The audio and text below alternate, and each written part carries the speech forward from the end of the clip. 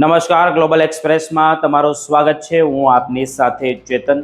આજના અમેરિકાના તારીખ 19 એપ્રિલ 2026ના મુખ્ય સમાચારોની વાત કરીશું। અમેરિકામાં રહો છો, અમેરિકાના રોજના અપડેટ જાણવા માટે ગ્લોબલ એક્સપ્રેસને સબસ્ક્રાઇબ કરવાનું ચૂકતા નહીં। આજના અમેરિકાના મુખ્ય સમાચારોની જો આપણે વાત કરીએ તો અમેરિકામાં આઈસની આડેધડ ભરતીથી ગુજરાતીઓ પર હવે સંકટ તોળાશે। શું થશે તેમની ચર્ચા કરીશું। 12,000 નવા એજન્ટોની નિમણૂકમાં તપાસનો અભાવ અને ગુનાહિત ભૂતકાળ ધરાવતા હોય તેવા લોકોને પણ તેમણે અધિકારીઓ બનાવ્યા છે અને હાથમાં સત્તાઓ આપતા નિર્દોષ એનઆરઆઈ પરિવારમાં ફેલાયો ફફડાટ આ ડિપોર્ટેશનનો મોટો ખતરો રહેશે। આ પછીના સમાચારોની આપણે આગળ વાત કરીએ તો અમેરિકામાં ગુજરાતી યુવકનો અદ્ભુત ચમત્કાર। 10 વર્ષના ગેરકાયદેસર વસવાટ અને ગંભીર ગુનાહિત કેસો છતાં તેમને કેવી રીતે મળ્યું ગ્રીન કાર્ડ। યુ વિઝાની તાકાત અને મુશ્કેલીઓ વચ્ચે મળેલી આ સફળતાની કહાની કંઈક અલગ જ કહી રહી છે, જે દરેક ભારતીય માટે આશા અને ચેતવણીનું નવું કિરણ પણ સામે આવ્યું છે। આ પછીની સમાચારની આપણે વાત કરીએ તો ઓસીઆઈ કાર્ડ ધારકો માટે 2026થી નવા નિયમો લાગુ થશે। 6 મહિના ભારતમાં રોકાવાની શરત જે હતી તે નાબૂદ થતા મળી મોટી રાહત, પરંતુ ઈ અરાઇવલ કાર્ડ અને કડક ડિજિટલ તપાસ વચ્ચે ભારતનો પ્રવાસ કરતા પહેલા આ મહત્વની માહિતી તમારે જરૂર જાણવી જોઈએ અને ચેતી જવું જોઈએ। આ બધા જ સમાચારોની આપણે વિગતે ચર્ચા કરીએ। આપ જોતા રહો ગ્લોબલ એક્સપ્રેસ।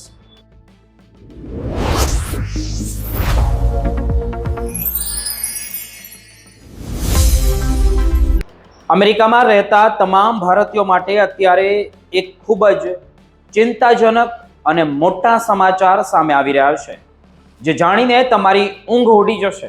ઇમિગ્રેશન વિભાગ એટલે કે આઈસ દ્વારા જે રીતે આડેધડ ત્યાં અમેરિકાની અંદર ભરતી કરવામાં આવી રહી છે, તેમનાથી નિર્દોષ લોકો, જે ખાસ કરીને આપણા ગુજરાતી પરિવારો છે, તેની ઉપર હવે મોટું સંકટ તોળાઈ રહ્યું છે।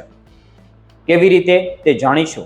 આ હકીકત દરેક એનઆરઆઈએ જાણવી ખૂબ જરૂરી છે, કારણ કે આજે આપણે વાત કરી રહ્યા છીએ અમેરિકાના ઇમિગ્રેશન વિભાગમાં ચાલી રહેલી એક એવી હલચલ વિશે જેની સીધી અસર તમારા અને તમારા જેવા સામાન્ય નાગરિકો પર પડી રહી શકે।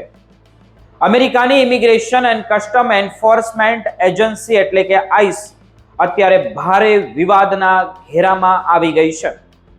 મિત્રો, જોઈએ તો તેનું કારણ શું કે સરકારના મોટા પાયે ડિપોર્ટેશનના પ્લાનને સફળ બનાવવા માટે આ એજન્સીઓએ ખૂબ જ ઉતાવળમાં ભરતી પ્રક્રિયા શરૂ કરી દીધી છે। મિત્રો, એક અહેવાલ મુજબ આઈસના આગામી મહિનાઓમાં અંદાજે 12,000 નવા અધિકારીઓ અને સ્પેશિયલ એજન્ટોની ભરતી કરી રહી છે, અને જે આ માટે કોંગ્રેસે $75 અબજ કરતાં પણ વધુનું અદ્યતન ભંડોળ મંજૂર કર્યું છે। આ ભરતીનો મુખ્ય હેતુ શું? તો કે એજન્સીની કામગીરીની ક્ષમતા રાતોરાત બમણી કરવાનો છે, પરંતુ આ ઉતાવળમાં જે રીતે ઉમેદવારોની પસંદગી થઈ રહી છે તેમનાથી અનેક લાલ બત્તીઓ સળગી રહી છે।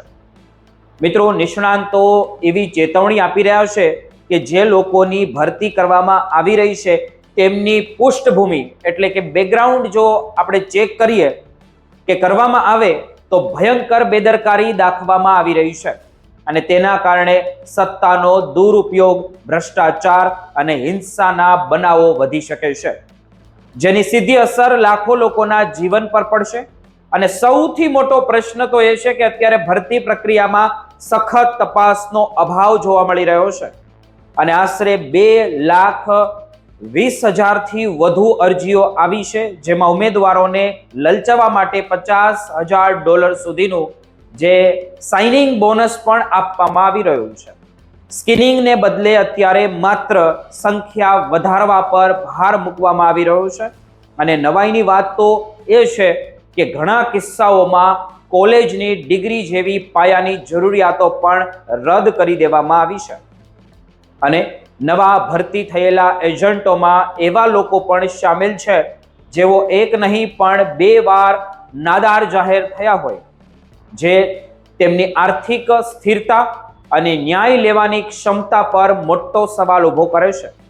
કેટલાક એજન્ટો પર ખોટો અહેવાલો આપીને નિર્દોષ લોકોને જેલમાં મોકલવાના પણ આરોપો છે અને ઘણા એવા પણ છે જેઓ પોલીસ એકેડેમીની પ્રાથમિક ટ્રેનિંગ પણ પૂરી નથી કરી શક્યા, તેમ છતાં આઈસમાં જોડાઈ ગયા છે. કેવી રીતે? આ પરિસ્થિતિ ખૂબ જ ગંભીર છે, કારણ કે એજન્ટો પાસે ધરપકડ કરવા અને લોકોને ડિપોર્ટ કરવાની અપાર સત્તા આપવામાં આવતી હોય છે. આ ભરતી ઝુંબેશ પાછળનો હેતુ ગેરકાયદેસર રહેતા લોકોને બહાર કાઢવાનો છે, પરંતુ આ પ્રક્રિયામાં જે એજન્ટો જોડાઈ રહ્યા છે તેમનો ટ્રેક રેકોર્ડ શંકાસ્પદ છે. દાખલા તરીકે જોર્જિયામાં એક એવો કિસ્સો સામે આવ્યો જેમાં એક એજન્ટે 2 વાર નાદારી નોંધાવી હતી અને 6 અલગ અલગ પોલીસ એજન્સીમાં નોકરી કરી હતી, જ્યાં તેની કામગીરી હંમેશા વિવાદમાં રહી હતી. તેમ છતાં તેને આઈસમાં સ્થાન મળ્યું હતું અને પછી આવી જ રીતે થાય ત્યારે ગોળી ચલાવી દેવામાં આવે છે કે કોઈના ઇમિગ્રેટ્સના મૃત્યુ કરી દેવામાં આવે છે. બીજા એક કિસ્સામાં એક ઉમેદવાર કોલોરાડો પોલીસ એકેડેમીમાં નપાસ થયો હતો અને 3 અઠવાડિયામાં જ નોકરી છોડી દીધી હતી, પણ આજે તેની પાસે આઈસનું બેજ સત્તા છે. નિષ્ણાતો કહે છે કે જ્યારે તમે ગુણવત્તા સાથે બાંધછોડ કરો છો ત્યારે સત્તાનો દુરુપયોગ થવાની સૌથી વધારે શક્યતા હોય છે અને તેનાથી લોકોને કાયદા પરનો વિશ્વાસ જે હોય તે થોડો ડગી જાય છે. આ સમાચાર ગુજરાતી અને ભારતીય સમુદાય માટે એટલે ચિંતાજનક ગણી શકાય, કારણ કે આપણા લાખો ભાઈ બહેનો H1B વિઝા, ગ્રીન કાર્ડ કે પછી OCI કાર્ડ પર અમેરિકામાં રહે છે અને વેપાર ધંધો ત્યાં કરે છે. જો ટ્રેનિંગ વગરના અને ખોટી પૃષ્ઠભૂમિ ધરાવતા એજન્ટો મેદાનમાં આવશે તો ગમે ત્યારે ગમે ત્યાં અટકાયત થવાની કે ખોટી રીતે હેરાનગતિ થવાની ભીતિ સેવાઈ રહી છે. કાર્યસ્થળ પર દરોડા પાડવા કે ઘરમાં જઈને તપાસ કરવી જેવી મોટી પ્રક્રિયામાં પણ જો આક્રમકતા વધશે તો તેનાથી ડરનો માહોલ સૌથી વધારે ઊભો થશે. આ કોઈ સામાન્ય વહીવટી પ્રશ્ન નથી, પણ અમેરિકન ન્યાયતંત્ર પાયાના સિદ્ધાંતો સામે એક કડક પ્રશ્ન ઊભો કરે છે. જો કે સરકાર અને હોમલેન્ડ સિક્યુરિટી આ ટીકાઓને નકારી રહ્યા છે અને કહી રહ્યા છે કે તપાસ ચાલુ છે, પણ વાસ્તવિકતા જોઈએ તો કંઈક અલગ જ દેખાઈ રહી છે.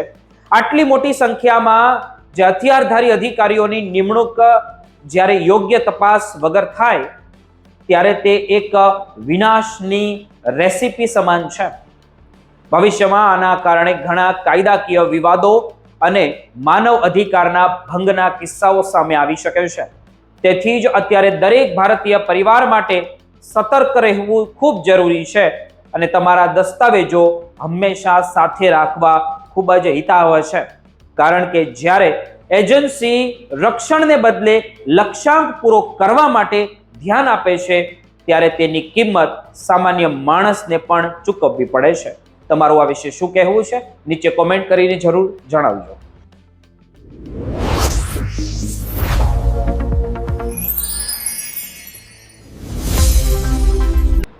શું તમે ક્યારેય વિચાર્યું છે કે અમેરિકામાં 10 વર્ષથી ગેરકાયદેસર રહેતા અને જેમના પર ગંભીર ગુનાહિત કેસો ચાલતા હોય તેવા વ્યક્તિને અચાનક જ ગ્રીન કાર્ડ મળી શકે?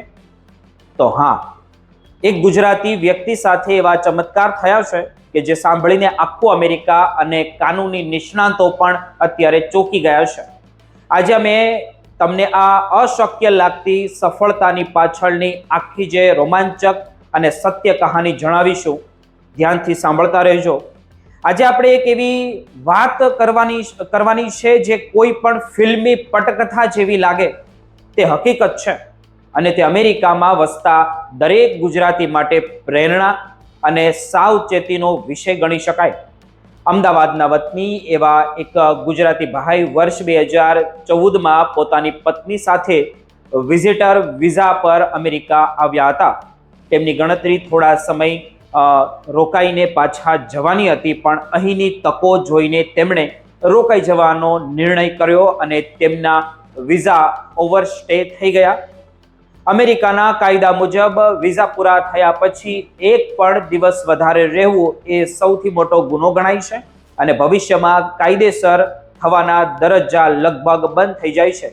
તેમ છતાં આ પરિવારે હિંમત હાર્યા વગર અહીં રહેવાનું શરૂ કર્યું અને નાની મોટી નોકરીઓ કરીને પોતાનું ગુજરાન ચલાવતા હતા. આ સફરમાં વળાંક ત્યારે આવ્યો જ્યારે વર્ષ 2015માં તેઓ જ્યોર્જિયાના મેકોન શહેરમાં એક ગેસ સ્ટેશન પર કામ કરી રહ્યા હતા અને ત્યાં સશસ્ત્ર લૂંટારાઓએ તેમને ગન પોઈન્ટ પર બંધક બનાવ્યા હતા. આ ઘટના ખૂબ જ ડરામણી લાગે છે, પરંતુ તેમણે ડરવાને બદલે પોલીસને પૂરો સહકાર આપ્યો અને લૂંટારાઓને પકડવામાં અને તેમને સજા અપાવવામાં મહત્વની તેણે ભૂમિકા ભજવી હતી. આ બહાદુરીના કારણે તેઓ યુ વિઝા માટે પાત્ર બન્યા, જે ગંભીર ગુનાના ભોગ બનેલા અને પોલીસને મદદ કરનારા વિદેશી નાગરિકોને આપવામાં આવી રહ્યો હોય કે પછી આપવામાં આવે છે. યુ વિઝા દ્વારા તમને કામ કરવાની પરવાનગી ત્યાં અમેરિકાની અંદર કાયદેસર રીતે મળી જાય છે અને કાયદેસર રીતે રહેવાનો રસ્તો પણ તમારો ત્યાં ખુલી જાય છે. આર્થિક સ્થિતિનો જે લાભ લઈને તેમણે મહેનત કરી અને જ્યોર્જિયામાં 5 અલગ અલગ બિઝનેસ ઊભા કર્યા, જેની માસિક આવક $30,000 સુધી પહોંચી ગઈ હતી. તેમણે પોતાનું ઘર ખરીદ્યું અને અમેરિકામાં જ તેમના સંતાનોનો જન્મ થયો, જે જન્મથી જ અમેરિકન નાગરિક બન્યા. બધું જ બરાબર ચાલી રહ્યું હતું ત્યાં અચાનક નસીબે પલટો માર્યો અને આર્થિક મંદી તેમજ વધતા ખર્ચને કારણે તેમના 5 બિઝનેસ વેચવા પડ્યા. આર્થિક સંકળામણને કારણે તેમના જીવનમાં મુશ્કેલીઓ વધી અને 2023માં ડ્રાઇવિંગ અંડર ઇન્ફ્લુએન્સ એટલે કે દારૂ પીને ગાડી ચલાવવાના કેસમાં તેમની ધરપકડ કરવામાં આવી. તેમણે કોર્ટમાં પોતાનો ગુનો કબૂલ્યો અને દંડ ભર્યો.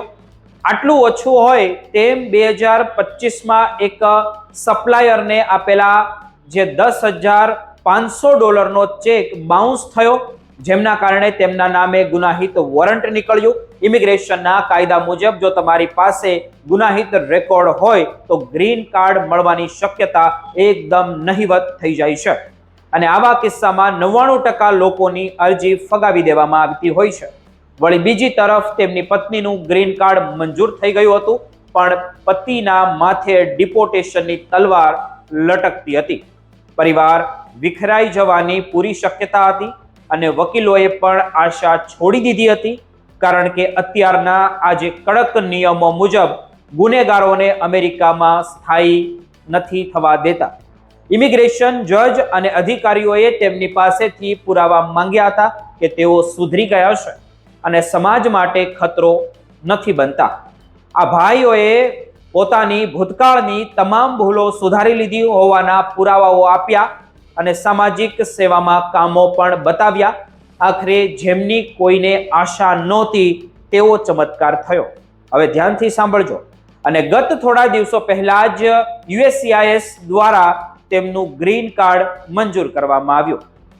કાયદાકીય નિષ્ણાતોનું કહેવું છે કે યુ વિઝામાં પોલિસીમાં કરેલી મદદ અને પરિવારની માનવીય સ્થિતિને ધ્યાનમાં રાખીને અધિકારીએ પોતાના વિશેષ અધિકારીઓનો ઉપયોગ કરીને તેમને આ વસ્તુ આપી શકે તેમ હોઈ શકે.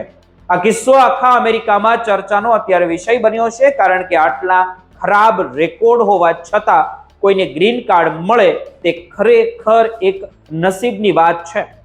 આ સમાચાર સાંભળીને ન્યૂ જર્સીથી લઈને કેલિફોર્નિયા સુધીના ગુજરાતી વિસ્તારોમાં ખુશીનો માહોલ ગણી શકાય તેવું વાતાવરણ ઊભું થયું છે.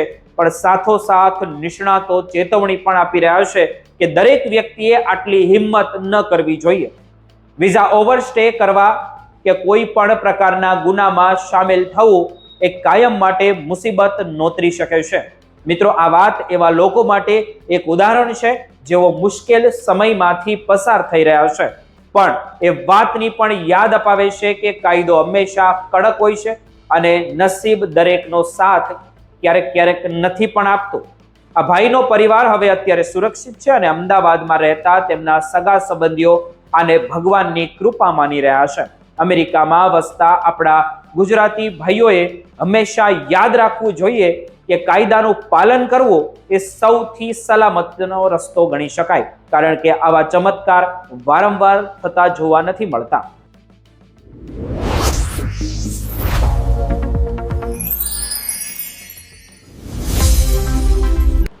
જો તમે પણ ભારત જવાનું વિચારી રહ્યા છો અથવા તો OCI કાર્ડ બનાવવાની તૈયારીમાં છો તો 8 એપ્રિલ 2026 થી એક નિયમ લાગુ થઈ ગયો છે, તમારા માટે વરદાન સાબિત થઈ શકે. હવે ભારત જઈને મહિનાઓ સુધી રાહ જોવાની જે કંઈ પણ કાર્યવાહી હતી તે તમને કાયમ માટે તેમાંથી મુક્તિ મળી ગઈ હોય તેવું કહી શકાય. એટલે દરેક અમેરિકામાં રહેતા ગુજરાતીને આ વાત જાણવી ખૂબ જરૂરી છે. પરંતુ જો એક નાની ભૂલ કરશો તો તમારી માટે મુસીબતમાં પણ તમે આગળ નહીં વધી શકો. તો આજના આ ખાસ સમાચારમાં આપણે જાણીશું કે ઓવરસીઝ સિટીઝનશીપ ઓફ ઇન્ડિયા એટલે કે OCI કાર્ડના નવા નિયમો શું કહે છે અને 2026માંથી અમલમાં શું શું આવ્યું છે અને અત્યારે હાલ શું થઈ રહ્યું છે. ભારત સરકારે લાખો NRI અને ભારતીય મૂળના લોકો માટે એક મોટી રાહતની જાહેરાત કરી છે. વર્ષોથી OCI કાર્ડ માટે અરજી કરનારા લોકોની એક મોટી ફરિયાદ હતી કે જ્યારે તેઓ ભારત આવે ત્યારે તેમને અરજી કરવા માટે 6 મહિના સુધી ભારતમાં રોકાવું પડતું હતું અને તે પછી જ તેઓ ફોર્મ ભરી શકતા હતા. આ નિયમને કારણે ઘણા લોકો ઈચ્છવા છતાં ભારતની નાગરિકતા એટલે કે OCI કાર્ડ માટે અરજી કરી શકતા નહોતા, કારણ કે વિદેશમાં નોકરી કે ધંધો કરતા લોકો માટે 6 મહિના ભારત રોકાવું લગભગ અશક્ય બની જતું હતું. હવે આ 6 મહિનાના રોકાણનો નિયમ કાયમ માટે નાબૂદ કરી દેવામાં આવ્યો છે. આનો અર્થ મિત્રો એ થયો કે તમે ભારત ઉતરો તેની સાથે જ તમારી પાસે જો માન્ય વિઝા અને જરૂરી તમારા જે પણ તેમાં લાગતા હોય તેવા દસ્તાવેજ હોય તો તમે તરત જ OCI કાર્ડ માટે અરજી કરી શકો છો. આ નિર્ણયથી ખાસ કરીને અમેરિકન, કેનેડા, બ્રિટન અને UAE અને અમેરિકા જેવા ભારતીયોને મોટા ફાયદાઓ થશે જેઓ ટૂંક સમયમાં ભારત આવતા હોય. પરંતુ ધ્યાન રાખજો કે પ્રક્રિયા સરળ થઈ છે પણ નિયમો કડક પણ થયા છે. તેની સામે ભારત સરકાર હવે ડિજિટલ કમ્પ્લાયન્સ એટલે કે ઓનલાઈન ડોક્યુમેન્ટેશન પર ખૂબ જ ભાર મૂકી રહી છે. ફી વિશે વાત કરીએ તો 2026ના નવા માળખા મુજબ OCI કાર્ડની સ્ટાર્ટઅપ ફી $275 રાખવામાં આવી છે, જે ભારતીય રૂપિયામાં અંદાજે 15,000 થી આસપાસ ગણી શકાય. જો કે કયા દેશમાંથી અરજી કરી રહ્યા છો તેના પર વધારે આધાર રાખે છે, તેમાં થોડો ફેરફાર હોઈ શકે. અને VFS ગ્લોબલ ના સર્વિસ ચાર્જ અલગથી ભરવાના તમારે રહેશે. પેમેન્ટ હવે સંપૂર્ણપણે ડિજિટલ કરી દેવામાં આવ્યું છે, જેથી ભ્રષ્ટાચારની જે પણ શક્યતાઓ હોય તે રહે જ નહીં અને પ્રક્રિયા ઝડપી બને. સાથે જ એક બીજી મહત્વની વાત જે તમારી ભૂલવાની નથી તે છે ડિજિટલ અરાઇવલ કાર્ડ. હવે કોઈ પણ મુસાફર જે ભારત આવી રહ્યો છે તેણે જે ફ્લાઇટ પકડતા પહેલા જ ઓનલાઈન અરાઇવલ ફોર્મ ફરજિયાત ભરવું પડશે. જો તમે આ ફોર્મ નહીં ભરો તો તમને એરપોર્ટ પર એન્ટ્રી નહીં મળે અથવા તમારી OCI અરજી અટકાવી પણ દેવામાં આવશે. આ ફોર્મમાં તમારી મુસાફરીની વિગતો, અગત્યની માહિતી અને રહેઠાણની વિગતો આપવાની હોય છે.